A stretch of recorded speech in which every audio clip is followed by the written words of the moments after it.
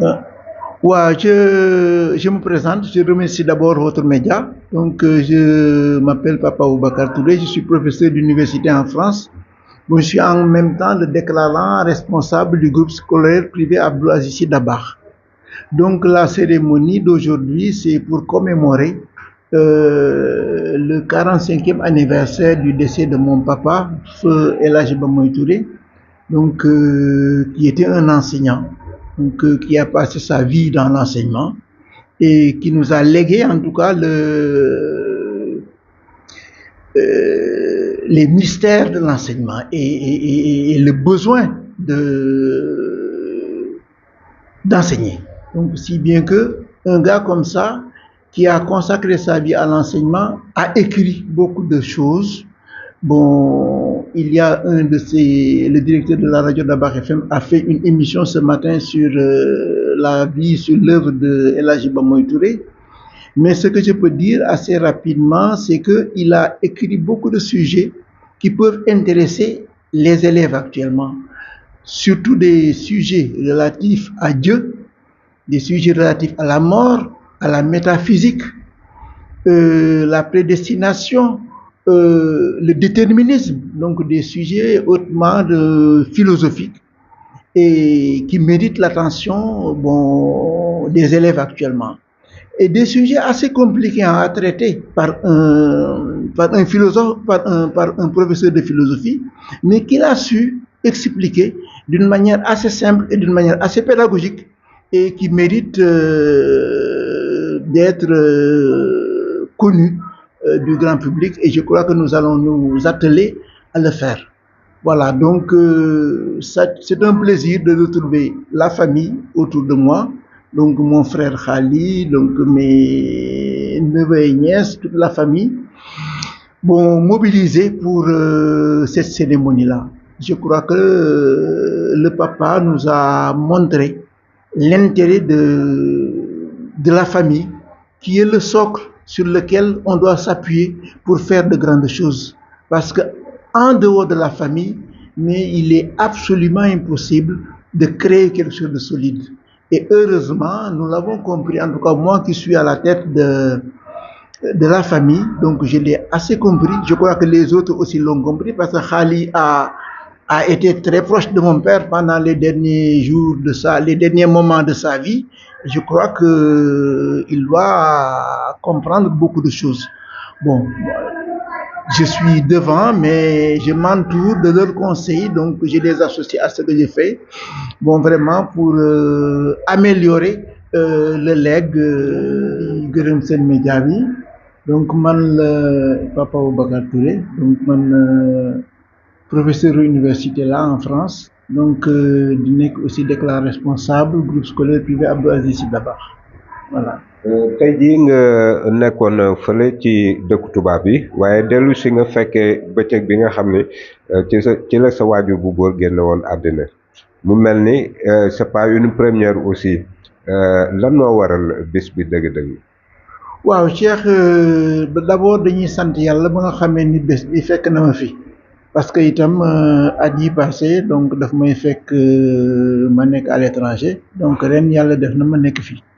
Bon, bés bi nag bés bu am solo la, donc bu la fi fekkee en famille, ben dafay revêtir benn caractère bu am solo parce que ki nga xam ni mooy suñu wajur, donc moom moo fondé kër gi, fondé école bi. Bon, bu génnee àdduna, bon ñu koy feetal anniversaire u décès, mais mu fekk la fi dafay am signification bu rëy a rëy, donc parce que de retrouver la famille rek, donc ñëpp di ñaan, bon loolu lu am solo la, événement bu marquant la ci suñu dund daal, voilà. dafa naa ni tam ëmbaale na yeneen kilifa yoo xam ni ci njabootu Touré gi lañu bokk. waaw, xam nga aussi événement yooyu aussi doo mën ngay defal ku nekk bésam, donc da ngay xool rek ki nga xam ne mooy fondateur bi, nga jël bésu desem nga dugal yenn bés yëpp ci biir. Donc ñun famille yu Wëy Dabe yëpp, mbokk yëpp dañ koy dugalaale ci biir, donc mu nekk benn cérémonie annuel boo xam ni toute la famille dañuy dajaloo donc pour ñu commémorer la mémoire en tout cas de ñaanal ñi nga xam ni yëpp ñu génn àdduna voilà. góor gi tam nekkoon référence ci wàllu jàng ak njàngale ba tax na mu créé école privée bi njëkk ci tund wi loolu tamit ban jàngat lañ ci mën a am. waaw loolu ci parcours am moom àddunaam yëpp ci mbiru jàngale la loolu moo tax bi mu paree liggéeyam donc moom moo nekk le premier directeur noir après les indépendances donc fii à Tivaouane école des garçons nga xam ni moom moo ko njëkk a jiite comme après les indépendances comme directeur noir donc ba dem retraite bi mu demee retraite aussi continuer travaillam ci enseignement à travers l'école privée Alpha Mayoro bi nga xam ne moom la créé woon donc moom jàngale dafa am njëriñ ci moom et par conséquent fi ñu toll aussi ci année scolaire bi bon nga xam ne élèves yi ñi ngi jëm ci les examens de fin d'année bon fàttaliku ko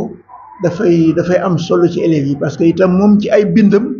mais am na bind yu bari yoo xam ni daf ko gëstu jëmale ko ci wàllu yàlla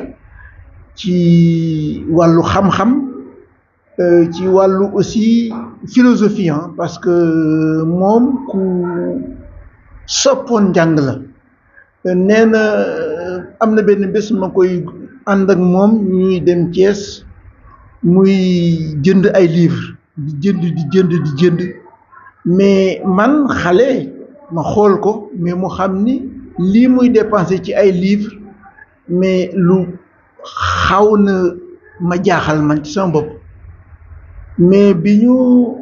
ma gën a nekk mag nag mu expliquer ma ni ma livre jàng dafa am solo parce que mu ne nit boo demee ba am 50 ans jëm 55 ans am na benn genre feebar bu ñuy wooye angoisse existentielle donc nee na loo xam ni kenn xamul lan la mais genre tristesse la genre stress la boo xam ni léeg-léeg mu dal la nee na nag loolu stress boobu li koy mën a saafara mooy ngay liir ngay gëstu ngay jàng c'est pourquoi moom après formation mais li mu gën a def yépp mooy vraiment di gëstu ci wàllu philosophie par exemple am na benn thème boo xam ni en philosophie bu xaw a compliqué la boo xam ni mooy professeur philosophie yi dañ koy jàngale un peu avec beaucoup de difficulté muy li ñuy wooye le déterminisme la prédestination ak le déterminisme yooyu kuy jàngale philosophie ni nga xam ni ay termes yu xaw a compliqué la mais moom ci ay bindam mais expliqué na ko mais assez simplement te bu ma koy lire léegi mais damay xam vraiment culture bi mu amoon moom ci boppam daal parce que yooyu boo ko dee jàng mais vraiment daf lay permettre nga xam yu bari am na aussi ci wàllu jàng ci boppam éducation njariñu éducation lan la éducation di def ci nit yooyu yëpp aussi am na ay thèmes yoo xam ni bind na ko ci ay bindam mais yoo xam ni xale yi mën nañ ko jariñoo je crois que tey ci plateau bi nga xam ni Chérif Abdou Aziz Touré doon na ko def ci rajo Dabakh FM ça moom wane na effectivement dayo bi nga xam ni jàng ak jàngale amoon na ci dund moom voilà. mu mel ni tamit bu mu génnee àddina ba léegi defe naa ci atum 1981 ba léegi wala boog jigéen na 81 boobu ba léegi yàgg na waaye mel na ni aussi puso bi réerul lan la ñu mën a jàpp ni dolli nañ ko ci liggéey bi mu fi bàyyi woon. waaw je crois que ni moom mi ngi génn àdduna le 21 mai 1980 donc déjà ça fait je crois 45 ans bi mu génn àdduna ak léegi mais loo ci mënti dégg boo gisee famille bi yëpp réunir mais c'est parce que moom ci dundam bon daf ñu mës a xamal lan mooy esprit famille parce que xaali mi toog fële nekk sama frère xam na ko ndax les derniers moments de sa vie mais daan na ko dawal di ko yóbbu muy def ay déplacement donc daf ñu mës a wax esprit de famille ni nit ki sécurité mooy mu nekk en famille et donc bon man mi nga xam ni man la fi yàlla teg actuellement ma nekk mag mais loolu lu mu tàggatoon ci man la xamal ma ni mënuloo réussir mukk en dehors de la sphère familiale il faut nga am appui wu sa famille